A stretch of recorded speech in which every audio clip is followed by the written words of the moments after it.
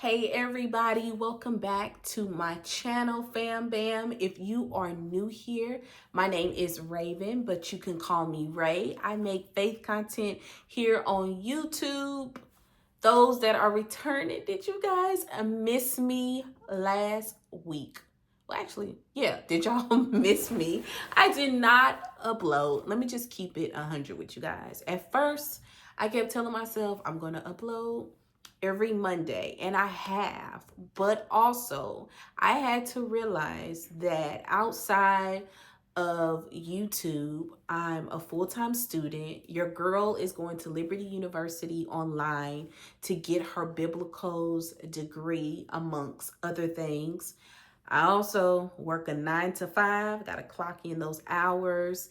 And then, as well as trying to catch my breath in between. So I just realized I just need to give myself grace. It's not about quantity so much as it is about quality, to make sure that when I'm showing up on this platform in our community, that we are building, that I am in alignment with God. And this just gives me more time to spend with Him. So one thing that is going to be consistent, I am going to post on Mondays. Videos will always drop on Mondays. But how have you guys been? How has your week been? My week was very chill, very chill, I should say. Well, no, maybe lying a little bit. Maybe I was doing too much chilling, but I also had a lot of homework that I needed to do, which praise be to God that I did complete my homework. But today, family, I just want to address something that I've been seeing so much of, definitely in the body of Christ. And it's just double-mindedness. You know, I've seen a lot of things that fellow believers have done that is not of God, and it's bringing about confusion. And I just wanted to talk about that today. You know, I just want to make sure that in our community that we are living lives first and foremost that mirrors God, not other people. Because just because someone calls himself a believer and they're out doing something that you know that is not of God, but you think, well, if they're doing it, maybe it's not bad, it doesn't change it. And that's why today I really want to talk about the distinction that God made in the beginning of Genesis when God separated light from darkness. And I just want to make sure that we here are walking in our light and there's no confusion about it. So in the beginning of Genesis, you have God who is creating all things. It says in the beginning, God created the heavens and the earth. Now the earth was formless and empty. Darkness was over the surface of the deep, and the Spirit of God was hovering over the water. So you have God creating so many things, the vegetation, the animals, light and darkness, which we are talking about today. Specifically in Genesis 1:3-4, it says, "And God said, let there be light, and there was light. God saw that light was good, and He separated the light from the darkness." So when you read through Genesis, you will notice, I want you to pay attention, that God called many, many, many things good, all things good, except darkness. God never said that darkness was good. And we know that God is an intentional God. God makes no mistakes. So if He said it wasn't good, then what? It's not good. And everything on the light side is good. God didn't mix, He didn't overlap the two. It says He separated. So God made that separation, and He made that separation for a reason. And we have to remember that when we're reading the Bible and when we are looking at this scripture, we have to pay attention to really the things that God spoke, in the things that God did, because it's for a purpose. It's for a reason. There's a reason why God split light and darkness. I know my dad growing up used to always tell me, when he would just give me advice when it came to my friendships, God would say, I mean, not God, my dad would say, light and darkness can't walk together. And I don't think I fully understood it until I became older and my relationship with God really blossomed, that I really understood. My dad was dropping gems because he would always tell me. And the thing is, we can't hang with anybody. When you are walking in the light, and when you are choosing to live the way that God has called us to live, you're not going to be able to hang with everybody. And many of us as believers have experienced loss as friendships, as we've drawn closer to God. And maybe in the beginning when we gave our life to God, or even now, we are still experiencing that. Because again, God is the standard. That's who we should be mirroring. And just because someone says they're a believer, you have to check the fruit, because I'm seeing a lot of mixing and matching and overlapping that did not come from God being done in churches.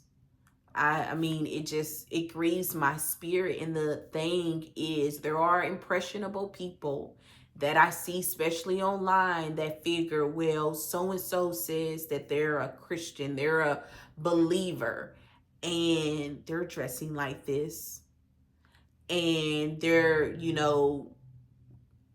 listening to this ratchet music, and that must be okay because they're a believer. No, no, no. I'm just gonna keep it 100.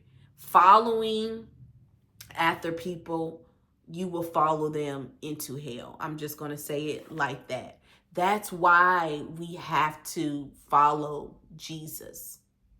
Don't be deceived. And we have to be in our word, and we have to know the truth for ourselves. Now, Isaiah 5:20 talks about that mixing and matching that I'm referring to. It says, woe to those who call evil good, good evil, who substitute darkness for light and light for darkness, who substitute bitter for sweet and sweet for bitter. These are people who are removing that dividing line that God placed between light and darkness. Like I was saying, they can't be swapped.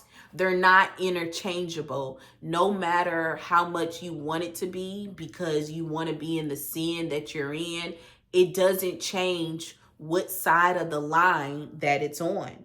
And the thing is, when we engage in sin, and when those roots take place in us, we start living as if sin is normal. How do you know, Raven? Well, when I was in sin, I was living like it was normal. When I would get drunk, and, when I would dress with my breast out and everything, leaving really nothing to the imagination. I'm just going to keep it real. This was the normal. Everybody was doing it. Oh, I love you, God, but I mean, I'm young and I'm living it up. But it didn't change that I was in sin. It didn't change it. So don't be deceived by, you doing the sin for so long and now it's normal. And see, that's dangerous when we can no longer tell in our life that distinction. When the things that are, the things we're doing that are causing us to be in sin, when we lose that distinction in our lives, it's dangerous. That's why we have to stay alert. We have to take inventory. And I believe we have to check ourselves, and we have to look at our life. Is there a clear distinction between me as a follower of Christ? Am I walking in my life? Or have the lines become blurry? Check your fruit. What's the fruit looking like? We have to be real with ourselves. We are not called to, be of, we're in the world, but we're not of the world. And even, like I said, people that call themselves believers, first and foremost, you should be checking with God. And if you are confused about something because it happens, get in your word and talk to God. Don't just let people tell you what's okay. No, you need to know what's okay. And remembering what side God stands on. 1 John 1:5 tells us, this is a message which we heard from him and declared to you, that God is light. Let me say it again. That God is light, and in him is no darkness at all. There's no darkness in God. Keep the light and darkness separate in your life. Like I said, we need to take inventory. We need to stay woke. Now is not the time to be asleep. And something my pastor said that rung true, holy is still in. Holy, to be holy. I don't care what you're seeing in the church. It's a lot of buffoonery going on. Stay on course. Do not step out from the light. Mirror God's character, his standards, his way of life. And like I said, check yourself before you wreck yourself. We are living in times where living holy is going to be mocked, and there's going to be Christians and believers going to say it doesn't take all that. Which I wouldn't take all that to stay the course. We have to be intentional. We have to stay on our faces. We have to stay in our word and fasting and praying. It does take all that to make sure that we are living accordingly. It has to. It takes all that to stay on track, to not let sins seep in our lives, to, not have these gray areas in our life where you can't tell. I mean, are you really one of, are you really one of his? Are you really out in the world? No, don't let yourself be the person that falls in this gray area, because it should be no gray area.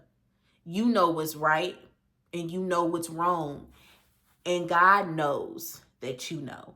And see, that's the thing. We always say we can fake the funk with everybody else, and we can make it, well, I don't really know, but God knows that you do.